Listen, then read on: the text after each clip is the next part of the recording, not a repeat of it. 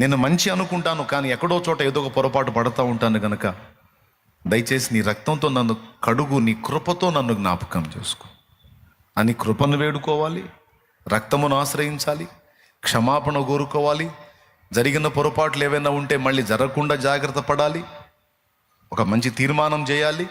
ఇదంతా కూడా ఆయన శరీర రక్తాల్లో మనం చెయ్యి వెయ్యక మునుపు మనం పొందవలసిన సిద్ధపాటే కానీ కేవలం ఇది కేంద్ర బిందువు కాదు.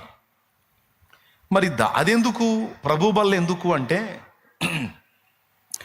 దానివల్ల మనకు వచ్చేటువంటి ప్రయోజనాలు కొన్ని ఉన్నాయి. వాటిల్లో ఒకటేమిటంటే, ఒకటి మనకు పెద్ద సమస్య అయింది, చాలా కీలకమైంది ఏంటంటే, యేసు ప్రభుని నమ్ముకున్నాం, పాతవి గతించినవి సమస్తము క్రొత్తవాయను అని పాట పాడుకున్నాం, అప్పుడేదో బిర్యానీ వండుకున్నాం, తిన్నాం, బాప్తిస్మం పొందిన రోజు, మళ్ళా ఆ రోజు వచ్చినప్పుడల్లా ఫంక్షన్ చేసుకుంటుంటాం, అదంతా నడుస్తుంటుంది. ఎందుకు నువ్వు పండగ చేసుకుంటున్నావు అంటే బాప్తిస్మం పొందాను. బాప్తిస్మం పొందినప్పుడు ఏం జరిగిందంటే, ప్రాచీన జీవితము సమాధి చేయబడి క్రీస్తు యేసునందు నాకు నూతన జీవం దొరికింది, నూతన జీవితం దొరికింది, కాబట్టి నేను పండగ చేసుకుంటున్నా అని ప్రకటిస్తున్నాం. మనం కూడా అదే అనుకుంటున్నాం, బాగుంది. బాప్తిస్మం పొంది ఈ కార్యక్రమం చేసుకొని అయిపోయిన తర్వాత ఇక మళ్ళా జీవితం ప్రారంభిస్తే పాటేమో నవజీవనం, నూతన జీవం, నూతన జీవం, క్రొత్త జీవితం అని పాట అయితే పాడుతున్నాం, కానీ ఎక్కువ శాతం పాత జీవమే పనిచేస్తుంది. ఇలా ఉండకూడదు, ఇలా చెయ్యకూడదు, ఇలా ప్రవర్తించకూడదు అని వేటిని గురించి అయితే మనం అనుకుంటామో వాటినే చేస్తున్న పరిస్థితి కనపడుతుంది. ఇలా ఉండకూడదు, ఇలా ఉండాలి, ఇలా చెయ్యాలి, ఇలా ప్రవర్తించాలని వేటిని గురించి మనం అనుకుంటున్నామో అవి జరగట్లా. ఇదేందిరా, పాటేమో కొత్త జీవితం దొరికిందని పాడుకుంటున్నావు, బతికేమో పాత బతికే బతుకుతున్నావు. ఆ రోత బతుకు తాలూకు ఛాయలు ఇంకా పోలేదు. ఇంతకు అసలు కొత్త జీవితం వచ్చినట్ట రానట్ట? మనం కదిలితే పాడుకునే పాట జయ హే జయ హే జయ హే అనే పాటలో ఫస్ట్ చరణం అదే,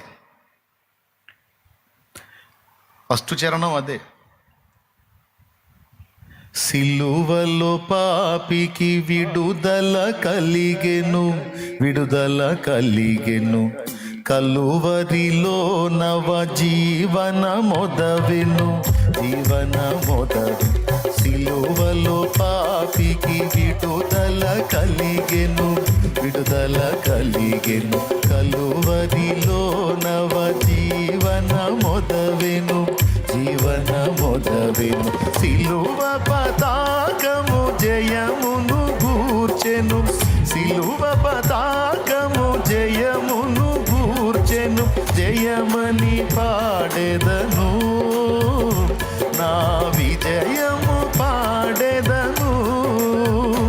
జయ హే జయ హే జయ హే జయ హే జయ జయ దేవసుత, జయ జయ విజయ సుత. దేవునికి మహిమ. ఆ పాట ఏం పాడ, కలువరిలో నవ జీవన మొదవెను అంటే నవజీవనము అంటే క్రొత్త జీవితం దొరికింది. అది కలువరి శిలువ బలియాగము ద్వారా నాకు యేసు ప్రభు ఇచ్చాడని పాడాం. నిజంగానే ఆ నవజీవనం తాలూకు పద్ధతులు, ప్రవర్తనలు అవే మనలో వ్యక్తమవుతున్నాయా, లేకపోతే ఆ ప్రాచీన పురుషుని యొక్క తత్వం, ఆ ప్రాచీన జీవిత విధానం అదే పొడసూపుతుందా? అబద్ధాలు ఆడకుండా నిజం చెప్పండి. నవజీవనం పాటేనా? నిజంగా నవజీవనం క్రియలో కనపడుతుందా? లేదన్నా ప్రాచీన జీవితపు ఛాయలు కూడా కనపడుతున్నాయి. ఆ ప్రాచీన జీవితం ఉంది కదా, ఆ గతించిపోయిన జీవితం, దాని తాలూకు లక్షణాలు కూడా మళ్ళీ కొన్ని వ్యక్తం అవుతున్నాయి అన్నోళ్ళు చేతులు ఎత్తండి అబద్ధాలు ఆడకుండా. కొంతమంది చేతులు ఎత్తారు, కొంతమంది ఎత్తలా. అంటే చేతులు ఎత్తిన వాళ్ళందరూ నవజీవన మార్గంలో ఉన్నారు, ఆ ప్రాచీన జీవితపు తాలూకు కోపం కానీ, పాపం కానీ, లోపం కానీ, మోహం కానీ, దుర్మార్గపు దృష్టి కానీ, అసూయ కానీ, కుళ్ళుబోతు బుద్ధి కానీ, ఏడుచుకునే బుద్ధి కానీ, కృంగిపోయి ఏం లేవా? ఉన్నాయా లేవా? ఏదో ఒకటి. ఇప్పుడు పెద్ద కుప్ప అయితే ఉన్నాయిలే.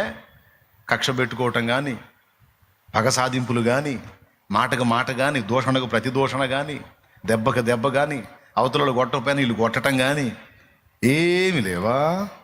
అస్సలు ఉన్నాయా లేవా? మరి అవి మీ నుండి జరుగుతున్నప్పుడు, నా నుండి జరుగుతున్నప్పుడు, మన నుండి కొన్ని లోపాలు, పాపాలు, పొరపాట్లు జరుగుతున్నప్పుడు, కలువరిలో నవ జీవన మొదవెను దాని సంగతి ఏమిటి?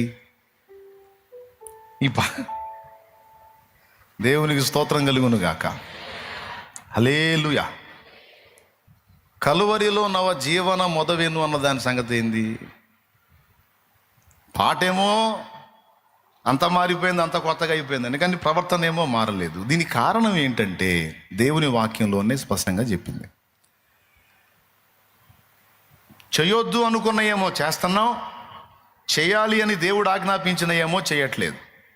దానికి కారణం గలతీ పత్రిక 5వ అధ్యాయము 17వ వచనం సాక్ష్యం ఇచ్చింది. ఒక్కసారి తీయండి. గలతీ పత్రిక 5:17 ఒక్కసారి తీయండి. శరీరము ఆత్మకును, ఆత్మ శరీరమునకును విరోధముగా అపేక్షించును. ఇవి ఒకదానికొకటి వ్యతిరేకముగా ఉన్నవి గనుక మీరేవి చేయ నిశ్చయింతురు. శరీరము ఆత్మకును, ఆత్మ శరీరమునకును విరోధముగా ఆపేక్షించును లేదా అపేక్షించును. ఇవి ఒకదానికొకటి వ్యతిరేకముగా ఉన్నవి గనుక మీరేమి చేయ నిశ్చయింతురో వాటిని చెయ్యకుందురు. మీరేవి చేయ నిశ్చయింతురో వాటిని చెయ్యకుందురు అనే మాట అండర్లైన్ చేయండి. సహజంగా మనం ఏం చేస్తాం? పై 2 ముక్కలు చదివి దాటిపోతాం. శరీరము ఆత్మకును, ఆత్మ శరీరమునకును విరోధముగా అపేక్షించును అన్న మాట మాత్రమే చదివి దాటి వెళ్ళిపోతాం. కానీ ఆ కింద అన్నాడు మీరు ఏవి చెయ్య నిశ్చయింతురో వాటిని చెయ్యకుందురు అని కన్ఫామ్ చేసి పడేశాడు. చాలా అనుకుంటారు బాబు మీరు చేయాలని, చాలా అనుకుంటారు మీరు, కానీ మీరు చెయ్యరు, చెయ్యకుందురు అన్నాడు. దీన్నే సపోర్ట్ చేస్తూ రోమాపత్రిక 7వ అధ్యాయం 18వ వచనంలో నా యందు అనగా నా శరీరమందు మంచిది ఏది నివసింపదని నేను ఎరుగుదును, మేలైనది చేయవలనని కోరిక నాకు కలుగుచున్నది కానీ దానిని చేయుట నాకు కలుగుటలేదు. చేయాలనుకున్న మేలు చేయక చేయగోరని కీడు చేయుచున్నాను అన్నాడు. ఈ 2 వచనాలు మీరు గమనిస్తే మీరు అనుకుంటారు మీరు చెయ్యరు, మీరు ఏవి చేయ నిశ్చయింతురో వాటిని చెయ్యకుందురు అనేమో అక్కడ అన్నాడు. ఇక్కడేమో చేయాలనుకున్న మేలు చేయక చేయగోరని కీడే చేయుచున్నాను అన్నాడు. దీన్ని బట్టి మనకేమర్థమవుతుంది? మన శరీరములో ఏదో వేరొక నియమం ఉన్నట్టు మనకు అర్థమవుతుంది. అదే పాప నియమం. అది మన శరీరాల్లో ఉంది. మన శరీరము నుండి ఉత్పత్తి అయ్యేది ఏది కూడా మంచిది లేదు అని సెలవిచ్చాడు. అదే గలతీ పత్రిక 5:19.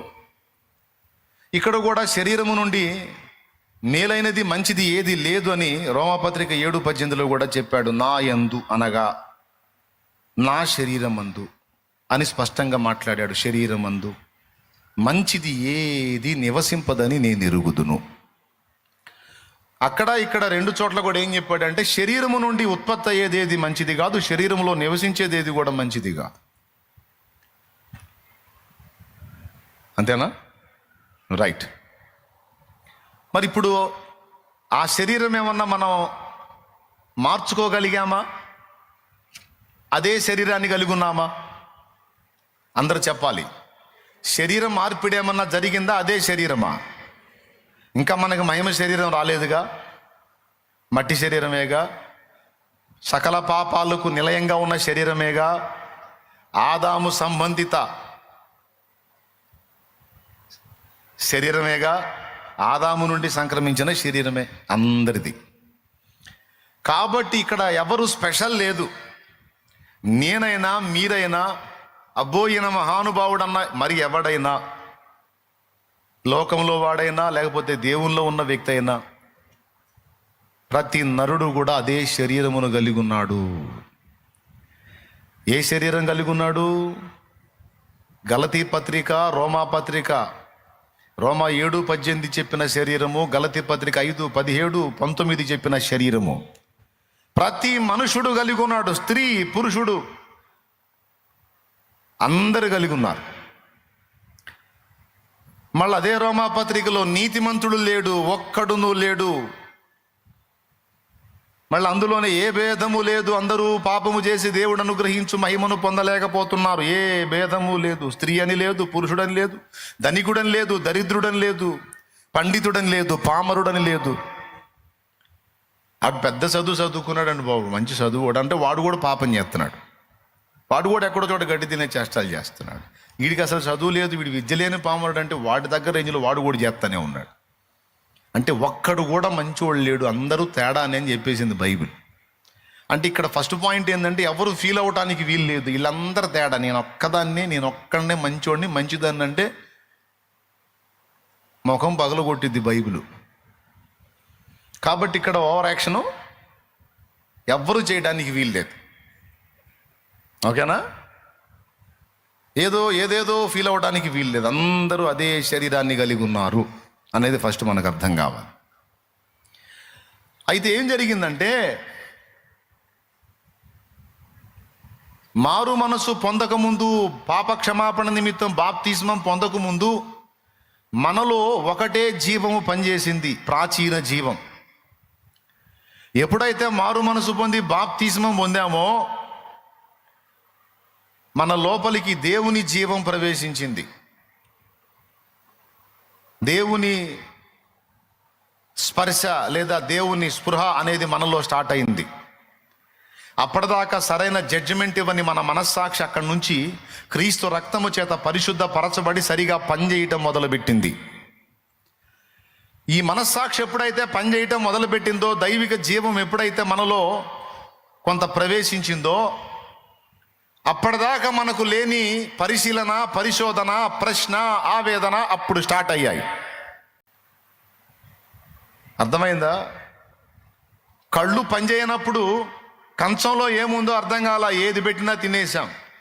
కళ్ళు పనిచేసినప్పుడు అరే తినే కంచంలో అన్ని చీమలే ఉన్నాయని బాధపడ్డట్టు. కళ్ళు పనిచేయకముందు ఆ పరిశీలన మనకు లేదు, ఏదున్నా తిన్నాం, ఏ ఫీలింగు లేకుండా బతికేసాం. ఎప్పుడైతే కళ్ళు తెరవబడ్డాయో, ఇప్పుడు అంతకుముందు ఏ ఫీలింగ్ లేకుండా తిన్నది ఇప్పుడు ఏది తినబోయినా సరే చూడాల్సి వచ్చింది. ఎందుకంటే కళ్ళు పనిచేస్తున్నాయి కదా. ఏమైనా అర్థమైంది నేను చెప్పింది? రైట్. ఇప్పుడు కళ్ళు పనిచేస్తున్నాయి కాబట్టి ఏది తినబోయినా సరే చూసుకుంటాం. అలాగే గతంలో మనస్సాక్షి చెడిపోయిన స్థితిలో ఉన్నప్పుడు అదే లైఫ్, ఆ పాపమే జీవితం, అదే ఇంకా ఏం తేడా లేదు, అందరు ఎలాగో నేను ఎలాగే అని ఇంత ఫీలింగ్ లేకుండా తప్పులు చేసాం, పాపాలు చేసాం, ఇష్టం వచ్చినట్టు బతికాం, ప్రవర్తించాం, ఏ ఫీలింగ్ లేదు. కానీ ఎప్పుడైతే క్రీస్తు రక్తం చేత విమోచింపబడి మనస్సాక్షి శుద్ధీకరణ పొంది తిరిగి బ్రతికిందో, అప్పుడు ఏం జరిగిందంటే ఇక పరిశీలన స్టార్ట్ అయింది. ఇదేంటి, నేను ఇలా చేస్తున్నానేంటి, నేను ఇలా ఉన్నానేంటి, నేను ఇలా ఆలోచిస్తున్నానేంటి, నేను ఇలా ప్రవర్తిస్తున్నానేంటి, నేను ఇలా మాట్లాడుతున్నానేంటి, నేను ఇలా పోతున్నానేంటి? ఒకప్పుడు లేదది. ఈ మనస్సాక్షి ఎప్పుడైతే శుద్ధి చేయబడి తిరిగి బ్రతికిందో, బాగు చేయబడిందో, జడ్జిమెంట్ సరిగా పనిచేయటం మొదలుపెట్టింది నీలో, అప్పుడు నీకు పరిశీలన, పరిశోధనతో పాటు ఆవేదన స్టార్ట్ అయింది. ఏ వేదన స్టార్ట్ అయింది? ఇప్పుడు కళ్ళు లేని వ్యక్తికి నువ్వు ప్లేట్లో ఏం పెట్టినా సరే గొడవ ఉండదు, ఆ మనిషికి శుభ్రంగా తినేస్తా. బాధలన్నీ కళ్ళున్నోడికే. దేవునికి స్తోత్రం, హల్లెలూయా. తెలుసా మీకు? బాధలన్నీ కళ్ళు లేని వ్యక్తికి కలర్తో పని లేదు. ఏది వేసుకున్నా, నువ్వు ఏది ఇచ్చినా సరే వేసుకుంటారు, అది ఎలా ఉందో వాళ్ళకి అనవసరం, పాపం కదా. ఆహారం విషయంలో కానీ, వస్త్రం విషయంలో కానీ, నివాసం విషయంలో కానీ, ఇంటికి వేసే కలర్ విషయంలో కానీ, కళ్ళున్నోడికి ఆ చార్ట్ ముందు పెట్టుకొని వెతికి 20 మంది నడుది, ఈ కలర్ బాగుందా, ఎదురు గోడకి వేపిద్దాం అనుకుంటున్నానులే, రూమ్కి వేపిద్దాం అనుకుంటున్నానులే, బట్టలు తీసుకునే కాడు కూడా వీళ్ళ కళ్ళుండి వీళ్ళ కళ్ళు సరిగా పని చేయవేమో అనే డౌట్తో మళ్ళీ పక్కాళ్ళ కళ్ళు కూడా పని పెడతారు. డ్రెస్ చూడు, ఇది చూడు, అది చూడు, అది చూడు, ఇది చూడని. అదే కళ్ళు లేని వ్యక్తికి ఏ కలర్ అయినా ఒకటే. ఈ కలర్ బాగుందంటే అది ఎట్లుందో నాకేం తెలుసు బాబు, ఏదో ఒకటి ఏంటి వేసుకుంటాను, సిగ్గు కప్పుకోవాలి కదా. ఇప్పుడు కళ్ళు లేని స్థితిలో ఉంటే అదొక జీవితం, అదొక పరిస్థితి. అప్పుడు ఏ పరిశీలనలు లేవు, ఏ పరిశోధనలు లేవు. కానీ కళ్ళు వెలిగించబడ్డ తర్వాత చూడటం వచ్చిన వాడికి అన్నీ వెతుకులాటే, అన్నీ పరిశీలనే. మన పరిస్థితి ఇప్పుడు అలా అయింది. ఒకప్పుడు మనకు లేని స్పృహ ఇప్పుడు వచ్చింది, ఒకప్పుడు మనకు లేనటువంటి పరిశీలన ఇప్పుడు ఏర్పడింది. ఈ పరిశీలన దెబ్బకి మనకు మనశ్శాంతి కరువై ఆవేదన స్టార్ట్ అయింది. పాటేమో వేదన లేదు, శోధన లేదు, వేదన. అబద్ధాలు ఆడకుండా చెప్పండి, వేదన లేదా? ఇప్పుడు మరి అట్లయితే ఆయన ఎట్లా పాడాడు? పెద్ద ఆయన ఏ కోణంలో పాడాడంటే, భూమి మీద బ్రతుకునకు సంబంధించిన వేదన నాకు లేదు. కష్టాలు, కన్నీళ్లు, లేమి, కొదవ, కొరత, వస్త్రహీనత, కరువు, ఈ వీటిని గురించిన వేదన నాకు లేదు. అది ఆయన భావం. కానీ పాపాన్ని గూర్చిన వేదన, పొరపాట్లను గూర్చిన వేదన అందరికీ ఉంది. చివరికి కొంతమంది అయితే రాజీ పడిపోయారు. ఎంత పోరాడినా మన వల్ల కాదు, ఎన్ని తిప్పలు పడ్డా మన చేత కాదు. పోరాడి పోరాడి పోరాడి కొంతమంది పాపంతో రాజీ పడిపోయారు. ఎవరైనా క్రీస్తునందు నేను క్రొత్త జీవాన్ని పొందుకున్నానని మాట్లాడితే ఆ వ్యక్తికి వెళ్ళి నిట్టూర్పుగా చూసి, అచ్చం నేను కూడా రక్షింపబడ్డప్పుడు ఇలానే అనుకున్నా, స్టార్టింగ్లో అంతే ఉంటుందిలే నాయన, కొద్ది కాలం ప్రయాణం చేసినాక నీకు అర్థమైద్ది అని అన్నీ వదిలిపెట్టి అడవిలోకి పోయినటువంటి వ్యక్తులు మాట్లాడినట్టు వైరాగ్యంతో మాట్లాడుతూ ఉంటారు. నవజీవనం లేదు, ఏమి లేదురా, అదే బతుకు కనపడుతుంది. దేవునికి స్తోత్రం, హల్లెలూయా. పోరాడి పోరాడి పోరాడి కొంతమంది అలసిపోయి ఆవేదనలోనే బతికేస్తారు, కొంతమంది టెన్షన్లో బతుకుతారు, కొంతమంది ఏమో ఇంకా కష్టం రా బాబు అని రాజీ పడిపోతారు. ఎట్లా? కొంతమందికి ఏమో ఎలా చేయము, ఎప్పుడు పరిపూర్ణత, ఎప్పుడు దేవునికి ఇష్టమైనటువంటి జీవితం, ఎప్పుడు నేను యేసు వలె అన్ని విధాల వ్యవహరించడం సాధ్యమవుతుందని అది ఎక్కలేనంత ఎత్తైన కొండలాగా కనపడింది. భక్తులకు కనపడింది, అందుకే పాడుకున్నారు. వాక్యం ఏమై ఉంది? మనకు ఆరోగ్యమై ఉంది, మన కార్యాలకు సఫలమై ఉంది, మనకు జీవమై ఉంది, వాక్యము దేవుడై ఉంది, వాక్యము మనల్ని చెక్కే సుత్తే ఉలి అయి ఉంది. పరిశుద్ధాత్మ మరి శిల్పి, ఆ శిల్పి వాక్యం అనే సుత్తి ఉలి వాడి మనల్ని చెక్కుతాడు, వాక్యమే చూపిస్తాడు. ఈ వాక్య ప్రకారం నువ్వు తేడా చేసావు కదా అంటాడు. అవును తండ్రి, మరి సరి చేసుకోవాలి కదా. అలాగే తండ్రి. అప్పుడు ఆ అవలక్షణాన్ని చెక్కినట్టు నీలో, ఈ వాక్య ప్రకారం నువ్వు తప్పుగా ప్రవర్తించావు కదా, నువ్వు తల్లిదండ్రి నీ ఎందుకు అశ్రద్ధ చేస్తున్నావు, అది తప్పు కదా. మరి వాక్యం చూడు ఎన్ని చోట్ల ఉందో. నిర్గమాకాండం 20లో ఏం చెప్పాడు? తల్లిదండ్రుల్ని సన్మానించమని చెప్పాడు. ఎఫెసీ పత్రికలో ఏం చెప్పాడు? పిల్లలారా మీ తల్లిదండ్రుల్ని గౌరవించమని చెప్పాడు. సామెతలు ఏం చెప్పాడు? తన తల్లినైనను తండ్రినైనను దూషించువాని దీపం కారు చీకట్లు ఆరిపోవనని చెప్పాడు. తల్లిని హింసించి తండ్రిని దూషించేటువంటి వాని కళ్ళు లోయ కాకులు పీకునన్నాడు. తల్లిదండ్రులకి ఇంత ప్రయారిటీ ఇచ్చి వాళ్ళకి ఇంత రెస్పెక్ట్ చేయమని ఇస్తే నువ్వు వాళ్ళని ఎందుకు మరి తేలిగ్గా మాట్లాడుతున్నావు? నీ తండ్రిని ఎందుకు కొడుతున్నావు? నీ తల్లిని ఎందుకు దబక్కం చేసుకుంటున్నావు? తల్లి మీద చేసుకుంటే ఎంత శాపమో తెలుసా? తొందరపడి పెద్దది మాట్లాడుతుండొచ్చు, ఆమెకు అధికారం ఉంది, నిన్ను తిట్టే అధికారం ఉంది, ఒక దెబ్బ కొట్టే అధికారం ఉంది, నిన్ను అవసరమైతే నీకోసం ఆమె ఎన్నో చేసింది. అమ్మ కదా, నాన్న కదా, వాళ్ళు కాకపోతే ఎవరు అంటారు? నువ్వు వాళ్ళ మీద ఫీలింగ్ పెట్టుకుంటే ఎట్లా? నువ్వు తప్పు కదా. పరిశుద్ధాత్మ చెప్తాడు, వాక్యం ఏం చెప్తుంది? వాళ్ళని గౌరవించమని చెప్తుంది కదా, ప్రేమించమని చెప్తుంది, లోబడమని చెప్తుంది కదా, విధేయత చూపమని చెప్తుంది కదా. నువ్వెందుకు నీ తల్లిని నిందిస్తావు? నువ్వెందుకు నీ తల్లిని కొడతావు? నువ్వెందుకు నీ తండ్రిని తొందరపడి కొడతావు? వాళ్ళని ఎందుకు పట్టించుకో? ఈ వాక్యం ప్రకారం నువ్వు తప్పు కదా చేస్తున్నావు. ఆ వాక్యమే చెక్కుకుంటా వచ్చింది. మా అమ్మకి నాకు అసలు పడదు, నిజంగా చెబుతున్నా, అస్సలు పడదు. ఎందుకంటే ఆమెకి ఆనందం వస్తే ఒక రకంగా ఉంటుంది, ఆమెకి మెంటల్ ఎక్కిందంటే ఇంకో రకంగా ఉంటుంది, ఇబ్బంది పెట్టింది. అందుకే నచ్చదు నాకు. దేవుని సేవలోకి వచ్చా, ఏ విషయంలోనో కదిలిచ్చింది, గోల్ చేశా. నాకు కనపడ్డామంటే మామూలు ఓ ఈ మధ్య లేకుండా ఎటు పోయింది గుంటూరు, అక్కడక్కడ తిరిగింది. వాళ్ళు ఎవరు ఉండలేదంట. పాపం బస్ స్టాండింగ్లో పండుకొని, ఇప్పుడు కాదులేండి, మళ్ళీ ఇప్పుడు అనుకోలేదు, మీ దండం పెడతా ఇప్పుడు అప్పుడే రక్షణలోనికి వచ్చి సేవలోకి వచ్చిన తొలి రోజులు, ఇంకా పూర్తిగా సేవలోకి కూడా రాలేదు. పరిచర్య స్టార్ట్ చేసి చిన్నగా ఇంటికాడ ప్రేయర్ పెడుతున్నా. అప్పుడు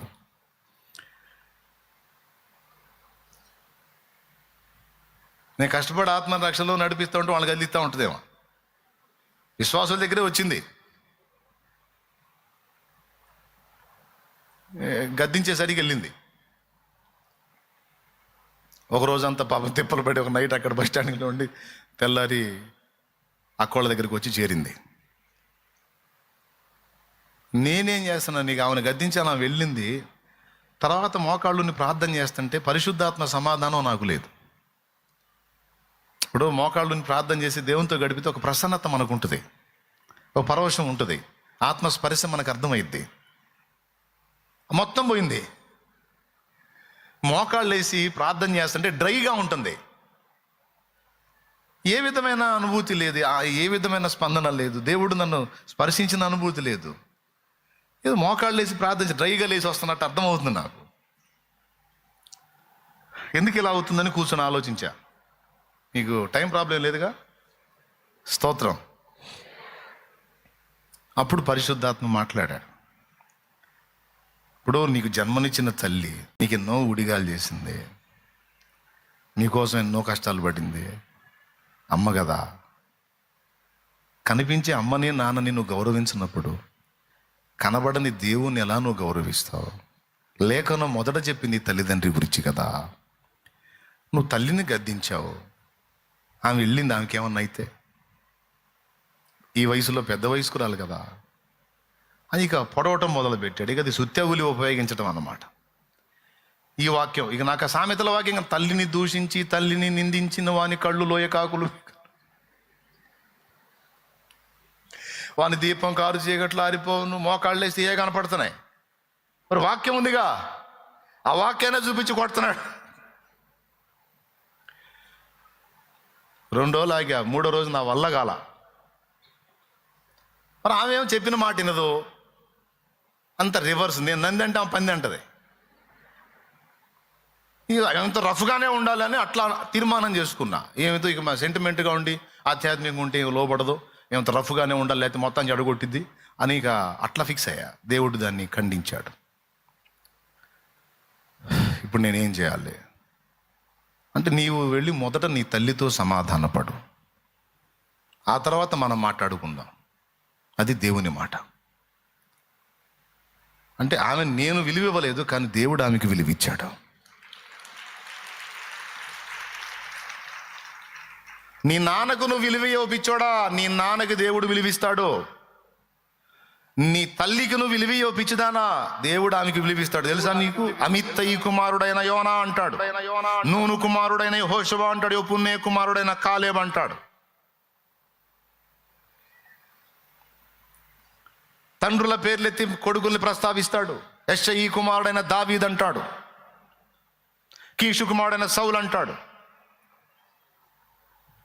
ఈరోజు నువ్వు రక్షింపబడి నువ్వు లైన్లో ఉన్నావంటే ముందు కృప నీ తల్లిదండ్రి పొందారు, తెలుసుకో ఆ సంగతి. వాళ్ళని తక్కువ అంచనా వాకు, కృప వాళ్ళకు దొరికింది ముందు. ఏం చేయాలి ఇప్పుడు? మనకేమో అహం, మనం అప్పుడే ఇరగలా, మనకు ఉంది కిలో లెక్క ఉంది. పోయి ఆమెతో సమాధానం పడాలంటే ఇప్పుడు పోయి నువ్వు ఏందమ్మా రా అంటే మళ్ళీ ఆమె ఏందో అంటది కదా, ఓవర్ యాక్షన్ చేసిద్దిగా. ఏందో ఆమెను బతకలిచ్చేది, సమస్య లేదని అనుకుంటే మళ్ళీ దేవుడు మళ్ళీ మోకాళ్ళు వేసి సమాధానం రావట్లా. అయ్యా మీకేమైనా ఇబ్బంది ఉందా? మీ బతుకులు కూడా అంతే, ఆన్సర్లు ఉండవు. ఇగో ప్రార్థన చేసి, సరే ప్రభా ఏమైతే అయింది, ఇప్పుడు ఎక్కడుందని ఎంక్వైరీ చేశా. ఫలానా అక్క దగ్గర ఉందని తెలిసింది. సరే పోయి సమాధాన పడమన్నావు, పోయి మాట్లాడతానని చెప్పి బయలుదేరా. పలకరిస్తే సార్ సమాధానం పడ్డట్టే కదా. ఆ పలకరీయటానికి కూడా అహం అడ్డు వచ్చింది నాకు. మరి మన సాగింపుడంతా అమ్మ మీదేగా, మన అహం అంతా అమ్మ మీదేగా, మన అలుగుళ్ళు అమ్మ మీదే, అంతా అమ్మేగా దొరికేది మనకి పాపం చీపుగా. దేవునికి స్తోత్రం. అమ్మ దగ్గర అహమైంది, అమ్మ దగ్గర అహమైంది అంటాడు దేవుడు. అక్కడ కాకపోతే ఇంకెక్కడ? బయట వాళ్ళన్నా మనం బలచచ్చు, కానీ ఇంటి వాళ్ళ దగ్గర చాలా సీరియస్గా ఉండాలని కదా మన ఫీలింగు. నువ్వు పోవాలి, నువ్వు అంత సమాధానం పడ. అసలు బయలుదేరా. ఏనండి, శాంతి నగర్ నుంచి ఆ మొదటి మలుపు తిరిగేసరికి రిహార్సల్ వేసుకుంటున్నా, పోవాలి ఇప్పుడు. ఆమె నన్ను చూడగానే బిగుసుకొని కూర్చుంటుంది. ఆమె ఫీలింగ్లు తట్టుకోలేము, మండిపోతుంటుంది. చేసినన్ని చేసిద్ది, మళ్ళా పోతే సాగించుకుంటుంది. ఎట్ట చేయాలరా నాయన, ఆమెను ఎట్ట బలకరించాలి? ఓ పెద్ద ప్రాణ సంకటం అయిపోయింది. అది మనకి ప్రిస్టేజ్ క్వశ్చన్ అయిపోయింది. ఆ టర్న్ తిరిగినాక ఏముంది, వెళ్తాను. ఏందమ్మా రావా, పోదాందా అంటాను. వచ్చిద్ది. ఇంకొక మలుపు ఉంది అడ్డోటికి వెళ్ళడానికి. ఆ మలుపు దగ్గర పోయేటప్పటికి దేవుడు అట్లా ఒప్పుకోవట్లా. మరి ఏమనాలయ్యా? పరిశుద్ధాత్మ నిజమండి, పరిశుద్ధాత్మ మాట్లాడుతున్నాడు అంతరంగంలో. మరి ఏమనాలి? సరే ఇంకో టైపులో ఏమనుకోవాకు, మా కొంచెం నువ్వు అట్లా చేసేసరికి కోపం వచ్చి అలా అన్నాను, నేను తొందరపడ్డాను, దేవుని పనివాడిగా నేను అలా చేయకూడదు, ఏమనుకోవాకులే అని చూద్దాంలే అంటే ఏంది. ఫస్ట్ ఏమనుకున్నానంటే, ఎన్ని రోజులు ఉంటావేడా ఫస్ట్ అసలు ఇంటికాడ నుంచి బయలుదేరేటప్పుడు ఏంది దేశాటం మొదలుపెట్టి సంచారాలు చేస్తా ఏంది, ఇక బా చూశారు కానీ అందామని బయలుదేరా అని ఎవరన్నా అంటారా? సరే టర్నింగ్ తిరిగినాక ఏందమ్మా ఎన్ని రోజులు ఉంటావు పోదందా అని కొంచెం ఉండవని. ఆ టర్నింగ్ తిరిగినాక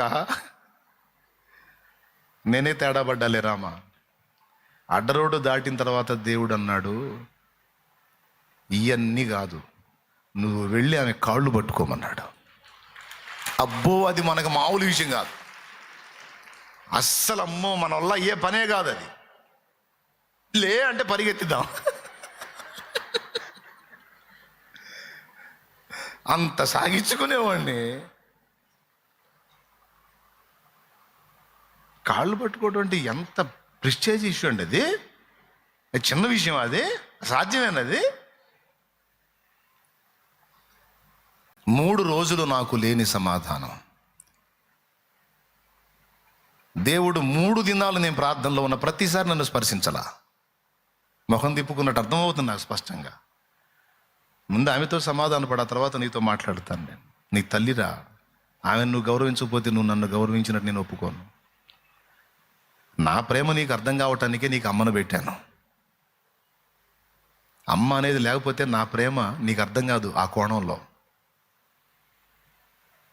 మనకిచ్చిన బంధాలన్నీ ఆయన ప్రేమ మనకు అర్థం కావటానికి పెట్టిన బంధాలే తల్లి. తెలుసా? అన్నలోని ఆప్యాయత యేసయ్యలో ఉంటుంది, అమ్మలోని మమత అనురాగాలు యేసయ్యలో ఉంటాయి, నాన్నలోని ఆలన పాలన యేసయ్యలో ఉంటాయి. అవన్నీ మనకు ఇదిగో నేను మీ నాన్న లాంటి అని చెప్పుకోవడానికి ముందు నాన్న కావాలిగా. నేను అమ్మ లాంటి. ఇదిగో స్త్రీ తన తండ్రి పిల్లని మర్చిద్దా? అమ్మ మర్చిద్దా? వాళ్ళైనా మర్చిపోతారు, నేను మర్చిపోను. అమ్మలాగా నేను ప్రేమిస్తానని, ఆయన నేను ఇలా ప్రేమిస్తానని చెప్పుకోవటానికి ఎవరున్నారు? అమ్మేగా, నానేగా. ఈ బంధాలు అలాంటివి. అందుకు ఆయన ప్రేమ మనకు అర్థం కావటానికి లింక్ చేశాడు. తెలుసా మీకు అసలు ఆ సంగతే? ఈసారి ఇప్పుడు అని చెబుతలే వివరంగా. మనకు అహం మామూలు అహం కాదు. అప్పుడు దేవుడు అన్నాడు, అది విరిగిపోకపోతే నేను నిన్ను వాడుకోలేను అన్నాడు. నువ్వు పట్టాలంతే, కాళ్ళు పట్టాలని, కాళ్ళు పట్టాల. తీరా నేను అక్కడికి వెళ్ళినప్పుడు, మీరు నమ్మండి నమ్మపోండి, అమ్మ 2 కాళ్ళు పట్టుకుని నన్ను క్షమించమ్మా అన్నాను నేను. ఇది నాకు ఛాలెంజ్, నా దేవుడు నాకు విసిరిన ఛాలెంజ్. నువ్వు అక్కడ తగ్గించుకోగలిగితే నా కుమారుడా, నేను నిన్ను అభిషేకిస్తా, వాడుకుంటా. ప్రభువా, నీకోసం నేను వాడబడాలి. నా తల్లి అయ్యా, నాకు జన్మనిచ్చిన తల్లి, నాకు పాలిచ్చి పెంచిన అమ్మ. యేసయ్యా, నీ తర్వాత నాకు ఆమె కదా గౌరవపాత్రురాలు. ఆమె పాదాలు పట్టుకుంటాను, నాకు సిగ్గేంటి? ఆమె దగ్గర నేను గర్వంగా ఫీల్ అయితే నాకన్నా మిడిమేలో నడమంత్రం ఇంకోటి ఉంటుందా అని వెళ్ళి 2 పాదాలు పట్టుకున్నాను. క్షమించమ్మా అని ఏడిస్తే ఆమె ఏడ్చింది, నేను ఏడ్చాను. ఆ 3 దినాలు నేను కోల్పోయిన దేవుని హస్తస్పర్శ ఆ దినాన నేను అనుభవించాను, ఆ క్షణాన నేను అనుభవించాను. అమ్మ పాదం పట్టినప్పుడు అప్పుడు విషయం ఏంటంటే ఆమె విరిగింది నా విషయంలో. అప్పటిదాకా నా మారు మనసును యాక్సెప్ట్ చేయలామే. అర్థమైందా? నా చేంజ్ని లక్ష్య పెట్టలా. వీడు ఇంతే కనపడతాడు, వీడు టెంపర్ వచ్చినప్పుడు వీడు రంగు బయటపడిద్ది, టెంపర్ రానంత వరకు మహాసాధువులా మాట్లాడతాడు, వీడికి రేగినప్పుడు అర్థమైద్దని అట్లా అనుకునేది. నిజంగా ఆమె పాదం పట్టినప్పుడు నేను నిజంగా విరిగానని ఆమెకు అర్థమై ఆమె విరిగిపోయింది. అప్పటి నుంచి నన్ను డిస్టర్బ్ చేయటం అనుకుంది. అంటే ఆమెకేమర్థమైందంటే నిజముగా వీడు దేవుని మనిషి అయ్యాడు, ఇక వీడిని గల్లించానంటే నాకు మొహం బయలుదే నాకు అర్థమైంది. కాబట్టి విశ్వాసాన్ని గద్దించు, కానీ ఇప్పుడు కూడా నన్ను గద్దించు. దేవునికి స్తోత్రం, హల్లెలూయా. ఇప్పుడు అది కూడా చేయట్లేదు ఏంటి పాపం, ఇప్పుడు పరిచర్య చేస్తున్నాను. ఇప్పుడు కూడా దగ్గర అందుబాటులో ఉండే పరిచారకులు ఉరుంతా ఉంటుంది. అంటే దగ్గర 80 ఏళ్ళకి చేరింది, మరి ఆ మాత్రం ఉండదా ఏంది? ఓర్పు లేని వాళ్ళకి ఓర్పు నేర్పిద్ది మా అమ్మ. అందుకే ఎవరన్నా కొత్తగా వస్తే ఆమె దగ్గర పెడతాను నేను. 1-2 నెలల్లోనే వచ్చినప్పుడు ఫస్ట్ 2-3 రోజులు అమ్మ అసలు నిజంగా అన్నా అంటారు, నేను నవ్వుకుంటా ఉంటాను, జస్ట్ వెయిట్ అని. దేవునికి స్తోత్రం. తర్వాత నెల తిరిగేసరికి నేను ఎందుకుంటున్నానో నాకే అర్థం కావట్లేదు, అంత కట్టుకొస్తా.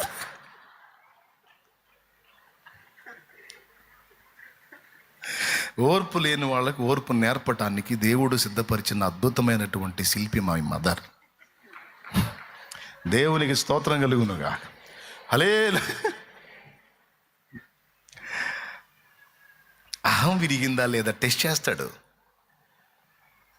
వాక్యం ఎట్లా చెక్కుద్ది అంటే చెప్తున్నా, ఆ వచనాలు చూపించి కంట్రోల్ చేస్తున్నాడు. అట్లా చాలా విషయాల్లో ఈ వచనం ఒప్పుకోదు కదా, ఈ వచనం ఒప్పుకోదు అని వాక్యమే చూపించి పరిశుద్ధాత్మ మనల్ని చెక్కుతాడు. చెక్కాలంటే ఆ వాక్యం మనలో ఉండాలిగా, అప్పుడు చూపిస్తాం. కాబట్టి ఇప్పుడు టోటల్గా ఏం చెప్పాను నేను? మనకు కావాల్సిన సమస్తం అందులోనే ఉంది. అది ఎప్పుడు నీ చేతుల్లోనే ఉంటుంది, కాకపోతే ఓపెన్ చేయట్లా. అదే బాధ.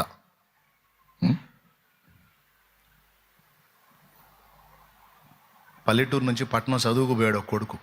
పట్టణం చదువుకు పోయాడు. వాడికి కావాల్సిన డబ్బులు నెలకి మనీ ఆర్డర్ చేస్తూ ఉంటాడు వాళ్ళ నాన్న. దేవుడిని నమ్ముకున్న ఆయన. ఓ రోజు సెలవులకి ఇంటికి వెళ్తే కొడుకు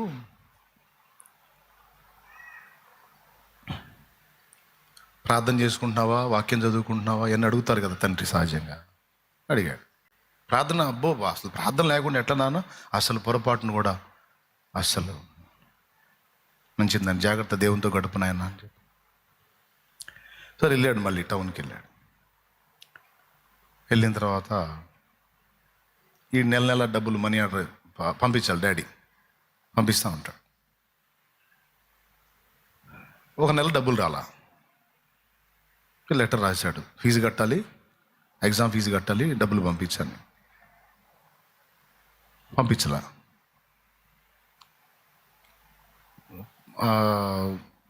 బైబిల్ పంపించాడు. బైబిల్ గ్రంథం చదువు నాయన, దేవుడే అన్ని చూసుకుంటాడు అని గ్రంథం పంపించాడు. బైబిల్ చూసి చిరాకేసింది వాడికి. ఫీజు కట్టాలని డబ్బులు పంపించమంటే బైబిల్ పంపించాడు, ఏం చేసుకోనని దాన్ని అడిగల్లో పైన పెట్టాడు. మళ్ళీ లెటర్ రాస్తున్నాడు. మీరు పంపించిన గ్రంథం రోజు చదువుతున్నాను, దేవుడు చాలా విషయాలు నాతో మాట్లాడుతున్నాడు నాన్న, నిజంగా మీరు నాకు చాలా మంచి పని చేస్తారు. ఏ మాటలు మాట్లాడితే డాడీ బుక్ అవుతాడు వీడికి తెలుసు. స్తోత్రం. చాలా అద్భుతంగా ఉంది, రోజు చదువుతున్నాను, మానక చదువుతున్నాను, అన్నీ పొగిడి పొగిడి చెప్పి అన్నీ చేస్తున్నాను, ప్రార్థన కూడా ఈ మధ్య ఎక్కువ చేసుకుంటున్నాను, అన్నీ పెరిగినాయి అని కింద రాశాడు, దయచేసి ఫీజు పంపించు డాడీ అని. ఎగ్జామ్ ఫీజు కట్టడానికి డబ్బులు లేవు, పంపించు డాడీ అని రాశాడు కింద. ఇక నెక్స్ట్ మనీ వచ్చింది అనుకున్నాడు. మళ్ళీ ఉత్తరం వచ్చింది. ఏమొచ్చిందంటే, బైబిల్ చదువు నాయన, ప్రార్థన చేసుకో, దేవుడే నీకు సహాయం చేయాలి అని మళ్ళీ రాశాడు. దేవుడు దేవుడు బైబిల్ అంటాడు, డబ్బులు ఎక్కడి నుంచి వస్తాయి అని కోపం వచ్చి లోపల తిట్టుకొని మళ్ళీ రాయటం మొదలుపెట్టాడు. మళ్ళీ గణపరిచి రాయిపోతే మళ్ళీ ఆయన పంపిడిగా, నాన్న మీరు పంపిన ఉత్తరం నాకు అందింది, చాలా అద్భుతంగా విషయాలు చెప్పారు, తప్పకుండా నేను అది చేస్తున్నాను, బైబిల్ అయితే ఈరోజు ఇంకా ఎక్కువసార్లు చదివాను, ప్రార్థన కూడా ఎక్కువ చేసుకుంటా ఉన్నాను, నిజంగా ఇప్పుడు ఏందో ఎక్కువ చదవాలనిపిస్తుంది నాకు వాక్యం కూడా అన్ని మళ్ళీ చెప్పాల్సినవన్నీ చెప్పి కింద దయచేసి ఫీజు పంపించిన డాడీ అని రాశా. 2 నెలలు గడిచింది, ఉత్తరాలు మారుతున్నాయి కానీ ఆయన డబ్బులు పంపించట్లా.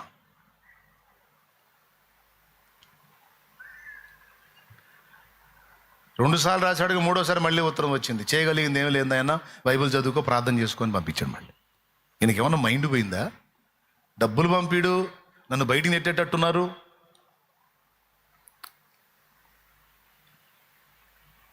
ఏం చేయాలి? ఈ మళ్ళీ రాయటం మొదలుపెట్టాడు. ఈ ఉత్తరం ఆడ చేరకముందే తండ్రి వచ్చాడు, ఈవిడుండ దగ్గరకు వచ్చాడు.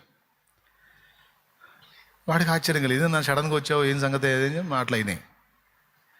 అయ్యా బాగా ప్రార్థన చేసుకున్నా. రోజు నానా, రోజు అసలు బైబిల్ చదువుతుంటా, అసలు రోజు. ఏమేం చదివావు అన్నాడు. అది మొత్తం దాదాపు చాలా వరకు చదివేశాను, లాగేశాను, మొత్తం లాగేశాను అన్నాడు. లాగేసావా? ఏడు లాగేసావు? ఎక్కడ బైబిల్ ఏడుందంటే ఆ పైనుంచి లాగాడు బయటికి. ఓపెన్ చేయి అన్నాడు.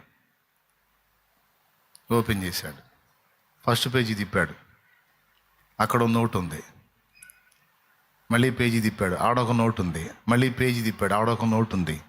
మొత్తం బైబిల్లో ప్రతి 2 పేజీల మధ్యలో ఒక 100 నోటు పెట్టాడు ఆయన. అంటే వాడి ఫీజుకు సరిపోను, ఇంకా వాడికి మిగలా కూడా డబ్బులు పెట్టించాడు అందులో. వీడు చదవకుండా అసలు మామూలు చదవట్లేని చెప్పి కహాని వినిపించాడు. వానికి కావాల్సిన అమౌంట్ అంతా అందులో పెట్టానికి అర్థమైపోయింది, వీడు నాకు అబద్ధాలు చెప్తున్నాడు. పోయి చూస్తే చదవట్లే బైబిల్. అది చూసి సిగ్గుపడ్డాడు. బైబిల్ చదువు ఎందుకు చెప్పాడంటే, బైబిల్లో పెట్టాను డబ్బులు నేను, నువ్వు ఫీజు పంపించాను రాసినప్పుడు నాకు అర్థమైపోయి చదవట్లేదండి నువ్వు. ఈరోజు నీకు కావాల్సిన మనీ ఈ గ్రంథంలో ఎలా దొరికిందో, నీ జీవితానికి ఇహపరాలు సాధించడానికి కూడా నీకు కావాల్సినటువంటి ఆధ్యాత్మిక ధనమంతా ఇందులోనే దొరికింది నాయన, చదువురా అని చెబితే ఆ కొడుకు సిగ్గుపడ్డాడు. ఈరోజు మనం ఆ లిస్టులో ఉండొద్దు, సరి చేసుకుందాం. వాక్యం నిజంగా నువ్వు ధ్యానిస్తే సంపాదన, పేరు ప్రఖ్యాతులు, ఏదో అది కావాలి ఇది కావాలని రందిపోయిద్ది. ఆ రందిపోయి దేవుణ్ణి సంపాదించుకోవటానికి, దేవుని రాజ్యాన్ని సంపాదించడానికి, నశించిపోతున్న ఆత్మని రక్షించడానికి, దేవుని చిత్తం నెరవేర్చడానికి, ఆఖరికి నేను చదవాలి అని చదువు కోసం ఆశించే వాళ్ళు సైతం గ్రంథం చదివితే ఇంకా ఎక్కువ చదవగలుగుతారు. ఎందుకంటే గ్రంథం చదివినప్పుడు కసి పెరిగిద్ది. అప్పుడు ఏం జరిగింది తెలుసా? నేను స్టడీ విషయంలో రాజీ పడకూడదు, కష్టపడి చదవాలి, సాధించాలి, ఒక స్థాయికి వెళ్ళాలి, ఆ సీట్లో కూర్చొని దేవుని పిల్లలకు సేవ చేయాలి. నేను కష్టపడి చదివి సాధించాలి, దేవుని రాజ్య నిర్మాణానికి నేను విస్తారంగా సంపాదించి నేను చేయదగ్గ హెల్ప్ చేయాలి. అది చేయాలి అంటే నేను చదవాలి, చదివి ఎవరు అందుకోనంత స్థాయికి నేను అందుకోవాలి. నేను ఎక్కువగా సంపాదించగలగాలి. ఎక్కువగా సంపాదించాలంటే ఎక్కువ స్థాయికి వెళ్ళాలి నేను. అప్పుడే నేను దేవుని పనికి సహకరించగలుగుతాను అని ఆ కసి ఎప్పుడు వచ్చింది? గ్రంథం చదివితే వచ్చింది. కాబట్టి బైబిల్ గ్రంథం చదివితే సేవ కొరకే, దేవుని చిత్తం నెరవేర్చట కొరకే, దేవుని రాజ్య స్థాపన కొరకే, నశించిపోతున్న ఆత్మ రక్షణ కొరకే ఎక్కువ మనం రేపబడతాం. ఒకళ్ళు రాజు 100 సార్లు చదివాను నేనని, 100 సార్లు చదివిన వ్యక్తిగా నువ్వు ఉంటే ఎందుకని నువ్వు ఇంకా సేవలోకి రాలేదు? ఎందుకని ఇంకా నువ్వు ఆత్మల సంపాదన కోసం మనసు పెట్టలేదు? కనీసం ఇప్పుడైనా మనసు పెట్టి చదువు. దేవుడు ఏం చెప్తున్నాడో చూసి చదువు. దేవుడు చెప్తున్న ప్రకారం అడుగులు వేయి. నువ్వు చదువుకునే బిడ్డవా? జాబ్ సాధించాలని చదువుతున్నావా? పట్టుబట్టు, ఒక లక్ష్యం పెట్టుకో. ఆ సీట్లో నేను కూర్చోవాలనే లక్ష్యం పెట్టుకొని చదువు. దాన్ని రీచ్ అవ్వాలి. దానిలో కూర్చొని నువ్వు ప్రజలకు, దేవుని పిల్లలకు న్యాయం చేయాలి.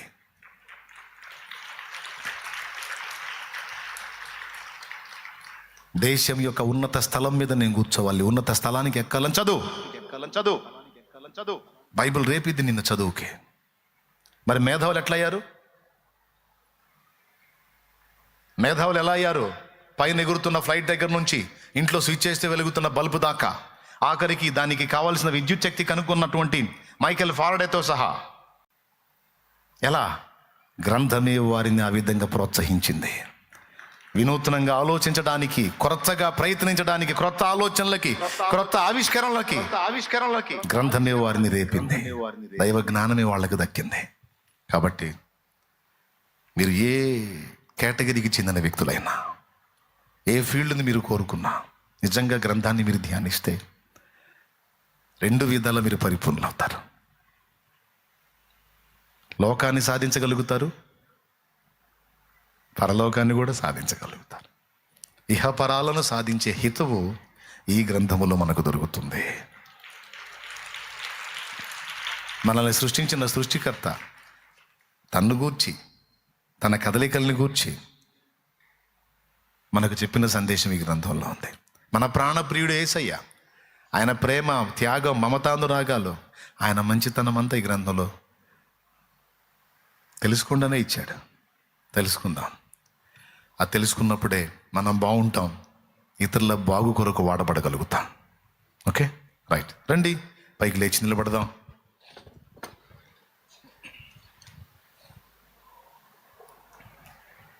పిచ్చి వాళ్ళని జ్ఞానవంతులుగా చేసే శక్తి గ్రంథములో ఉంది. పామరులను పండితులుగా మార్చే సామర్థ్యం గ్రంథంలో ఉంది.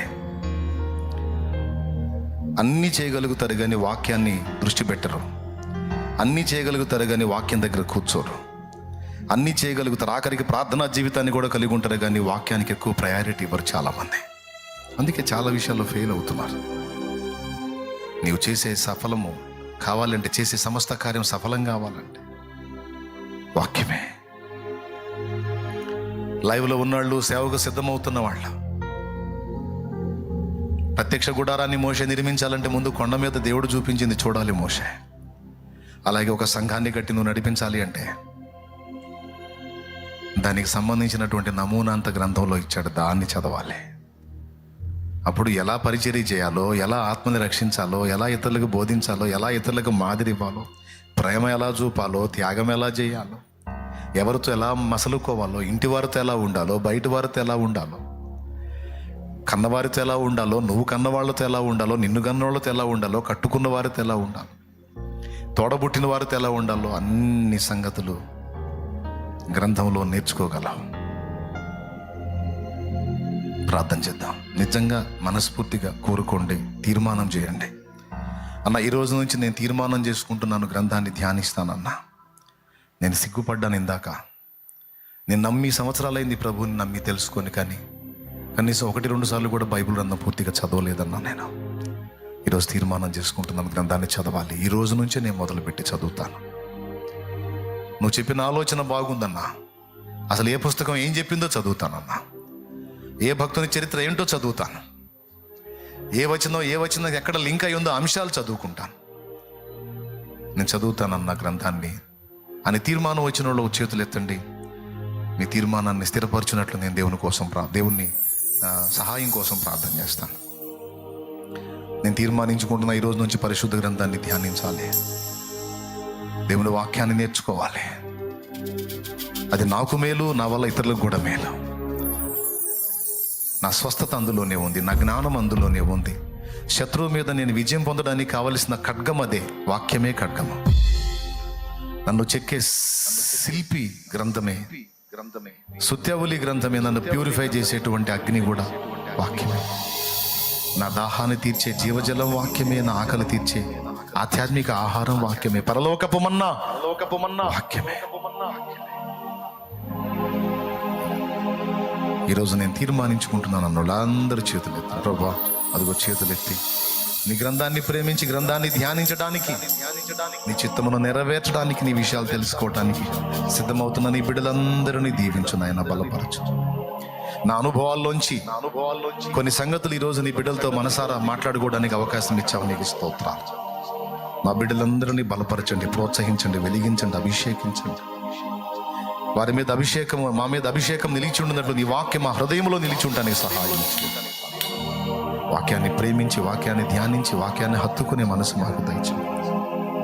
వాక్యం మీద మాకు పట్టు కాదు, వాక్యమే మమ్మల్ని పట్టుకోవడానికి సహాయం చేయండి. వాక్యానికే మా మీద పట్టు దొరికేటట్టు చేయండి దేవా, నీకు స్తోత్రములు. యేసయ్యా, నువ్వు బోధించింది వాక్యమే. పరిశుద్ధాత్మ మమ్మల్ని సిద్ధపరచడానికి వాడుకునేది వాక్యం. రేపు తీర్పు కూడా వాక్య ప్రకారమే జరిగింది. మేము చేసిన సేవ కూడా వాక్యపు కొలతలోనే కొలవబడింది. మేము చేసిన సేవ కూడా వాక్యాగ్ని చేతనే కాల్చబడింది. ఆ అగ్నిలో నిలిచిందట పరిచర్య. ఏదైతే వాక్యానుసారం ఉందో ఆ పరిచర్య మాత్రమే రేపు నిలబడగలిగింది. అది మాత్రమే మెప్పు పొందిద్ది, అది మాత్రమే ప్రశంసించబడింది, అది మాత్రమే బహుమానానికి పాత్రమైంది. కనుక సేవకులు, విశ్వాసులు అందరూ ఈరోజు ఈ మాటలు విన్నారు. వాక్యమే కొలబద్దగా పెట్టుకొని, వాక్యమే ప్రమాణంగా పెట్టుకొని, ప్రమాణ వాక్యమును అనుసరించి బోధించి అరుణోదయ దర్శనం పొందే కృప మా అందరికీ దయచేయండి. మా బిడ్డలందరూ కూడా ఎవ్వరు కూడా 1-2 తరగతుల్లో ఆగిపోకూడదు. ఆధ్యాత్మిక జీవనంలో పరాకాష్ఠకు చేరాలి, పరిపూర్ణులు కావాలి. నాయన, లోక సంబంధమైన విద్య మాకంతగా లేకపోయినా నష్టం లేదు కాక, మహోన్నతుని విద్య మేము ఎంత పొందితే అంత లాభం. అది ఇహమందును పరమందును కూడా దీవెన. కనుక అది పొందడానికి మాకందరికీ కృపణీయం. మమ్మల్ని అందరినీ వాక్య ప్రేమికులుగా మార్చమని, వాక్యాసక్తి పరులుగా మార్చమని, మా బిడ్డలను అభిషేకించి ఆశీర్వదించి నీ కొరకు సిద్ధపరచు. వారు ఎదుర్కొంటున్న శారీరక, మానసిక, ఆత్మీయ సమస్యల నుంచి వారికి విడుదల, అప్పుల బాధలు, శరీర రోగాలు, ఆర్థిక ఇబ్బందులు తొలగించి సమాధానము దయ్యపు పీడనలు, మంత్ర ప్రయోగాలు నాశనం వచ్చాయి. నీ బిడ్డలకు మనోబలం, ధైర్యం, విశ్వాసము దయచే. నా ప్రభువు, నీ బిడ్డలు ఆశీర్వదించి అభిషేకించయ్యా. పరిశుద్ధాత్మత అభిషేకించయ్యా. నన్ను అభిషేకించయ్యా. సేవకులను అభిషేకించయ్యా. లైవ్ ద్వారా వీక్షించే బిడ్డలను అభిషేకించు ప్రభు. జూమ్ లో కనపడుతున్న బిడ్డలను అభిషేకించు ప్రభు. పెన వేసుకోవాలయ్యా, నీకు దగ్గర అవ్వాలయ్యా. ఉన్నదంతా నీ దగ్గరే ఉంది ప్రభువా. నీకు వేరుగా ఉండి మేము ఫలించలేమయ్యా. మమ్మల్ని ప్రోత్సహించు. స్తుతి మహిమ నీకే చెల్లిస్తూ మా మనవి గైకొనందుకు వందనాలు చేయి. బిడ్డల విశ్వాసంతో తెచ్చిన నూనె కూడా నీ పరిశుద్ధ రక్తముగా మార్చి వినియోగించి ప్రార్థించడం ద్వారా స్వస్థత చేయవచ్చు. నీ బిడ్డలు ఏ శ్రమలో ఉన్నారు, విడుదల విడుదల విడుదల యేసు నామములో విడుదల కలుగునుగా. గొప్పది, గొప్ప సమాధానం బిడ్డలకు దయచేయి. సమయమందును అసమయమందును ప్రార్థన జీవితమే కాదు, వాక్య ధ్యానం కూడా మేము కలిగి ఉండడానికి సహాయం, వాక్య జ్ఞానం కూడా పొందుకోవటానికి సహాయం. మా బిడ్డలందరినీ చేతికి అప్పగిస్తాం. యేసు నామములో ప్రార్థిస్తున్నాం తండ్రి, ఆమేన్. మన తండ్రి అయిన దేవుని ప్రేమ, ఆయన ప్రియ కుమారుడు, మనందరి ప్రాణప్రియుడైన యేసయ్య శాశ్వత నిత్య కృప, పరిశుద్ధాత్మతోడి మనోహర దివ్య సహవాసం, సమాధానం సదా తోడై ఉండి మనందరి నిత్యత్వంలో చేర్పర్యంతము నడిపించునుగాక. ఆధ్యాత్మిక విద్యార్థులంగా ఉన్న మనందరినీ కూడా దేవుడు ప్రోత్సహించి శిష్యులనుగా తీర్చిదిద్దునుగాక, సంపూర్ణత్వంలోకి నడిపించునుగాక. ప్రవేశ రక్తమునకు జయ, ప్రవేశ రక్తమునకు జయ, ప్రవేశ నామమునకు సంపూర్ణ విజయం కలుగునుగాక. ఆమేన్. హల్లెలూయా, హల్లెలూయా, హల్లెలూయా. ప్రభు స్తోత్రాలు. మీ అందరికీ వందనాలు. దయచేసి చెప్పిన మాటలు తీవ్రంగా తీసుకొని తప్పకుండా వాక్యాన్ని ధ్యానం చేయండి. ఇప్పటికీ అనేక పర్యాయాలు వాక్యం చదివి ఉన్న వాళ్ళని సంతోషంగా స్వాగతిస్తాను. తప్పకుండా మీకు పిలుపు వస్తుంది. మీరు ఎప్పుడు కలవాలో నేను చెప్తాను. ఇక్కడే మనం కలుసుకుందాం. తర్వాత ఏం చేయాలో నేను చెప్తాను. దయచేసి ఒకసారి కూడా నేను చదవలేదన్న వాక్యం, నేను సేవ చేయాలనుకుంటున్నానంటే ఫస్ట్ నువ్వు వాక్యం చదువు. ఫస్ట్ వాక్యం చదువు అన్న. కనీసం నేను ఇన్నిసార్లు చదివానని చెప్పగలిగి ఉండాలి. గ్రంథం ధ్యానించానన్నా అని తెలియజేయగలిగి ఉండాలి. కనీసం 3 నుంచి 4 సార్లు కనీసం చదివి ఆ తర్వాత తెలియజేయి. నేను చెప్పినప్పుడు మీ డీటెయిల్స్ ఇచ్చిన వాళ్ళందరికీ సమాచారం వచ్చింది. ఆ సమాచారం వచ్చినప్పుడు ఇట్లనే ఒక ప్రేయర్ మీట్ ఏర్పాటు చేస్తాను. అందులో మనం కలుసుకుందాం. కొన్ని విషయాలు నేను మీతో పంచుకుంటాను. లైవ్లో వీక్షిస్తున్నటువంటి వాళ్ళు ఉన్నారు కాబట్టి అందరికీ చెప్తున్నాను. నేను దాని గురించి కూడా దేవుని చేతి మీద ఒక వీడియో మాట్లాడి పెడతాను. మీ అందరికీ వందనాలు, దైవాశీస్సులు. మనం వెతుకుతున్న జ్ఞానం, స్వస్థత, సఫలత, ఇష్టసిద్ధి అన్నీ ఎందులో ఉన్నాయి? రండి, పరిశుద్ధ గ్రంథాన్ని ధ్యానించండి. కార్యాలు ఎలా జరుగుతాయో నీకు అర్థమైంది. పో, విజయోస్తు. ఆమేన్. సెలవు. తక్కువ పాడానా? ఆ పాటే పాడతాను, వాక్యం పాటే పాడతానా? వేద పుస్తకం పాడేదా? ఓల్డ్ సాంగ్, మనం పుట్టక ముందు పాట.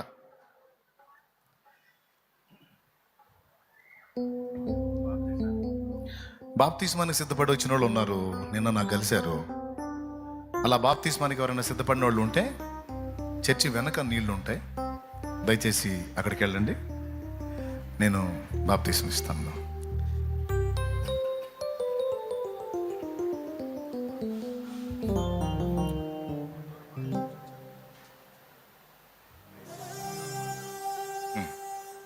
కలుస్తాను.